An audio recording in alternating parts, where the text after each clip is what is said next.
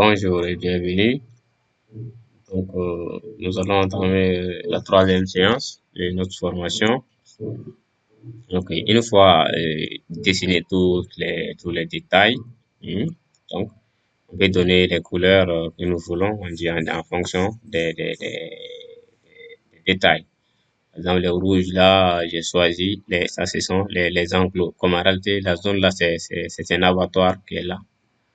Donc ça c'est un enclos, ça c'est la pharmacie. Ça c'est la pharmacie, ça c'est les logements ici. Ici c'est la pharmacie. Ça c'est un hangar. Voilà, là aussi c'est un bâtiment qui est là. Donc voilà, et ici les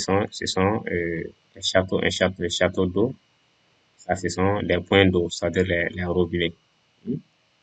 Voilà, et ça c'est des panneaux solaires ici. Et ça c'est aussi un forage. Donc, on peut donner différentes couleurs ou bien des assures en fonction des thèmes. Hmm.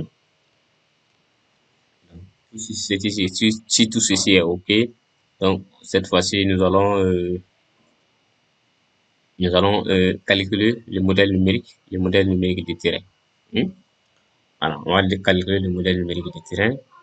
Donc, d'abord, lors du chargement de semis de points, on a chargé les points en 2-2. Par exemple, vous pouvez voir ici. Je ne sais pas si vous vous souvenez, lors du chargement des semis de points, vous voyez, c'est DD on a coché. Donc, on ne pourra pas calculer. Donc, pour voir, vous pouvez arrêter le curseur sur un point, vous pouvez voir, point topo K et 160 DD. Donc, le point a été chargé en 2 dimensions. Voilà, donc, étant en 2 dimensions, on ne peut pas calculer le modèle numérique de terrain. Donc, on va transformer les points là en 3D d'abord. Voilà. On fait ça parce que lors du chargement, on a coché les DD lors du chargement. Lors du chargement des semis de points, on a coché DD ici. Si on avait coché 3D, on n'avait pas besoin voilà, de cette transformation-là. Voilà. Pour cela, on vient sur Cove Édition, point topographique, attribut Alt égale à Z. Cela veut dire quoi? On va le dire les attributs Alt là, donc les altitudes, donc de considérer les altitudes là comme les Z, quoi, les attributs alt, de les considérer comme les Z. Et ensuite, il va nous demander si on veut spécifier un calque ici. Par exemple, si on connaît le nom du calque, voilà, vous voyez, c'est topo, ces points ici. Ou bien si on veut le prendre manuellement, par exemple, si c'est pas l'ensemble des points, on veut transformer, mais on veut quelques points, on veut bien cibler, on va prendre manuellement. Quand on va OK, on va sélectionner le point. Nous voulons vraiment transformer. Et quand on coche ici tous les points du dessin, dans ce moment, voilà, il va penser, on n'a pas besoin de sélectionner, il va traiter l'ensemble des points que nous avons dans les dessins. Et tous les points contenus dans la liste. Là aussi, s'il y a une liste de points, donc tous les points qui sont là, vous voyez comme ici, tout pour 10, il va considérer tous les points qui se trouvent dans cette liste. Donc, on va prendre tous les points du dessin, on va prendre ça en ciment, la modification va considérer l'ensemble de nos points. On va faire OK. Donc, on peut lire ici au niveau de la barre des commandes ici, 403 points topographiques étaient valides donc, et 403 points topographiques mis à jour. Donc, il suffit d'approcher votre curseur ici, vous pouvez voir que, voilà, maintenant c'est en 3D. En 3D maintenant. Voilà, donc seulement, on va faire le calcul du modèle numérique du terrain. On vient sur Covadis 3D, inventer objet, créer avec un assistant. Créer avec un assistant, donc, c'est les étapes à suivre pour le calcul du modèle numérique. On va faire suivant. Source des données.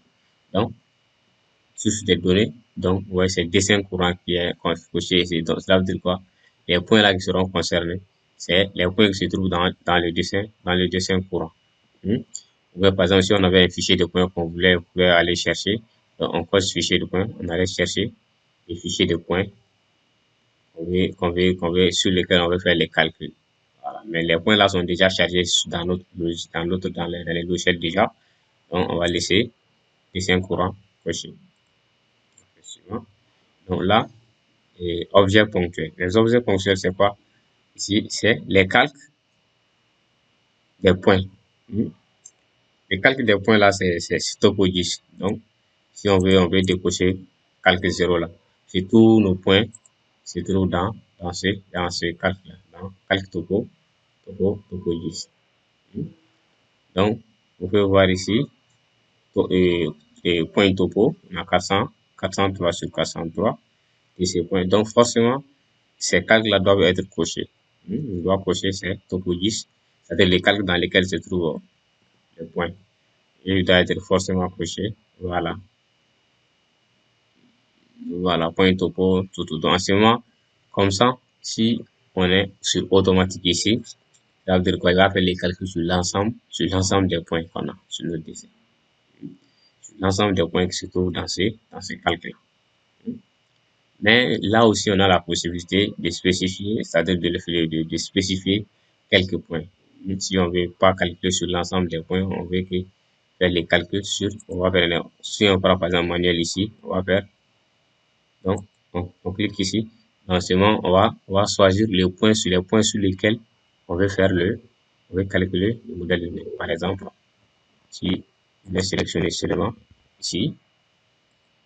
Donc, si je fais ça, donc vous voyez, on a 45 objets choisis.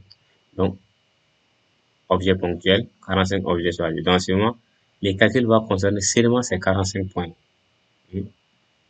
Voilà.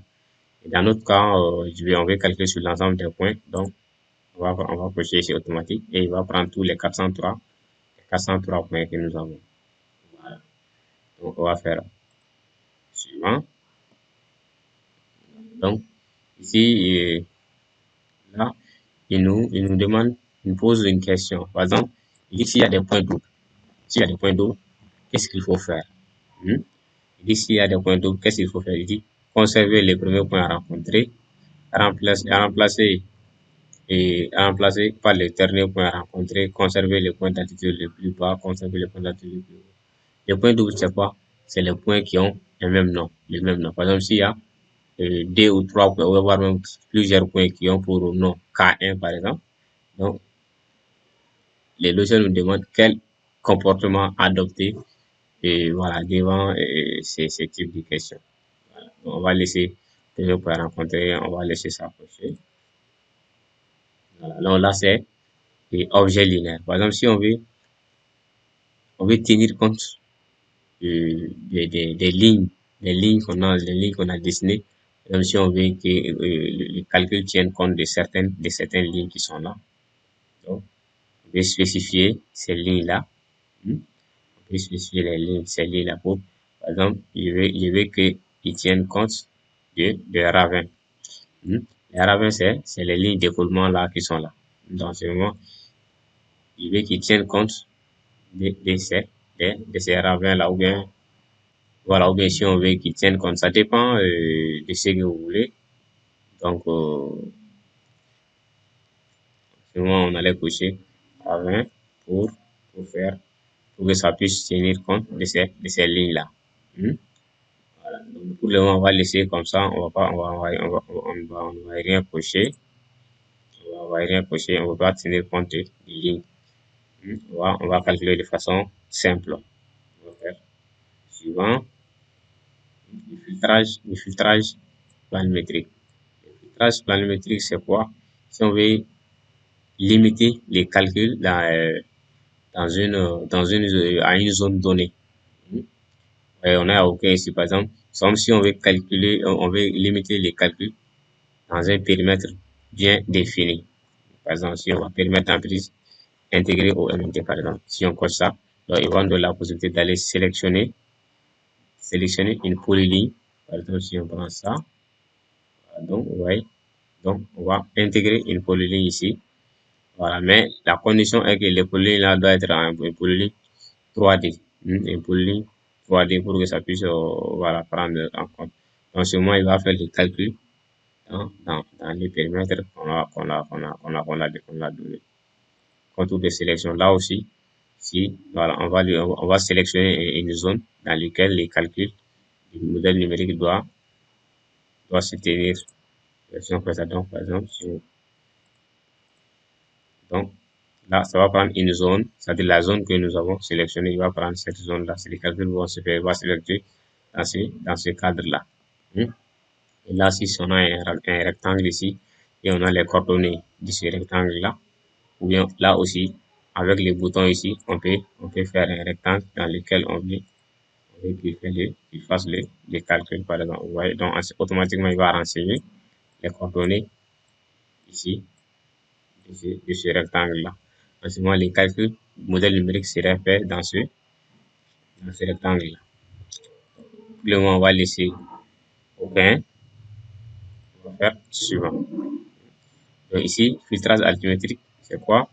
Ils vont nous montrer l'altitude minimale et voilà, l'altitude minimale ici et l'altitude maximale des points qui sont là à notre disposition. Donc, par exemple, si ici on veut faire le calcul, on veut faire le calcul de 310 à 320 par exemple, on veut pas, c'est-à-dire on veut pas qu'il calcule sur l'ensemble de dons, on veut exclure certaines altitudes. Donc, si par exemple on veut qu'il fasse les calculs seulement sur les points qui ont pour altitude de 310 à 313, comme ça, donc on va cocher ici, donc on va taper la valeur 310 ici. Dans ce moment-là, les calculs vont concerner seulement les altitudes allant de 310 à 313. Ici, on veut limiter aussi les calculs, c'est-à-dire si on veut faire les calculs de modèle de on veut que ça concerne seulement les points qui ont pour altitude de 304,230 à 310 par exemple.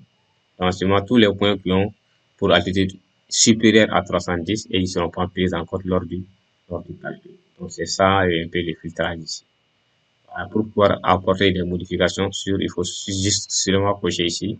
Une fois que vous cochez, vous pouvez mettre la valeur que vous voulez. Voilà. On va le laisser par défaut. Donc, le suivant. Là, ici, c'est le récapitulatif. Ils vont donner le nombre de points qu'on a dans notre dessin, le nombre de points sélectionnés, l'altitude minimale, l'altitude maximale. Donc, s'il y avait des lignes de rupture qu'on avait choisies, comme on n'a pas sélectionné des lignes, ouais, il nous donne quand même le nombre de lignes qu'on a dans le dessin.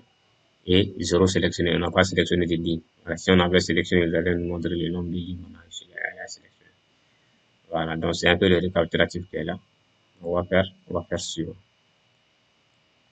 Donc ici, vous voyez, ça c'est le nom du calque. C'est le TN, maintenant associé à MNT. Voilà. La description, c'est terrain naturel. Donc, vous voyez les noms du calque, les calques que ça va générer le modèle, les calculs des modèles numériques. Ce serait TN-MNT. Si vous voulez modifier aussi, vous avez la possibilité de donner les noms que vous voulez. Si vous voulez la couleur, là, ce serait en vert. Si vous voulez changer la couleur aussi du modèle numérique, c'est-à-dire les triangles qu'il va dessiner, vous avez le choix, vous pouvez le dessiner, vous pouvez les choisir ici. Voilà, donc, il va dessiner des triangles. Si on ne veut pas voir les triangles, on décoche ici. Voilà, donc, il va dessiner les triangles hein, dans les vues 2D, dans les vues 3D. Il va dessiner les courbes de niveau ici également. Voilà, mais ici, en réalité, les courbes de niveau qu'il dessine ici ne sont pas jolies. Ouais, sinon, si on veut voir les courbes de niveau, on veut automatiquement qu'il fait les courbes de niveau. On laisse ça cocher. Là, ça, c'est l'espacement qu'il donne à ces courbes de niveau-là. Donc, on peut modifier. C'est-à-dire les pattes des courbes de niveau. Vous voyez, c'est à 20 cm ici. Donc, on peut prendre, si vous voulez vraiment les avoir, vous pouvez prendre les pattes que vous voulez ici. Choisir les pattes que vous voulez. Voilà.